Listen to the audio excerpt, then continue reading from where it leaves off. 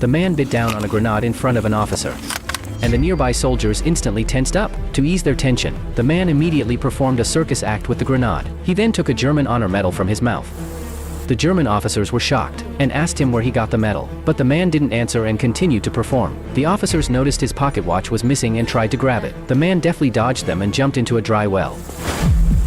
The officers were confused. Suddenly, a hand reached out from the well, and several soldiers pulled him out. The officer was about to scold him, when the sound of the pocket watch suddenly rang out. The man had used a clever trick to put the watch back on the officer. The man's performance was intended to attract the German soldiers' attention, and make them lower their guard. He was actually a Soviet captain. They had just captured a German colonel and were about to retreat, when they discovered the German army was about to execute several Soviet girls. So, the man grabbed a ladder and performed another circus act on the roof. The difficult maneuvers stunned everyone. Even the German officers applauded him. The adjutant urged the man to come down, but he remained still and continued to perform, buying time for his teammates. At this point, the officer finally became alert, seeing the medal. He remembered the missing colonel, and again asked about the origin of the medal, threatening to hang the girls if the man didn't answer. At the same time, the Soviet snipers hiding in the woods were ready for battle. The Soviet captain gave the signal to attack. He jumped from the roof and lay motionless on the ground.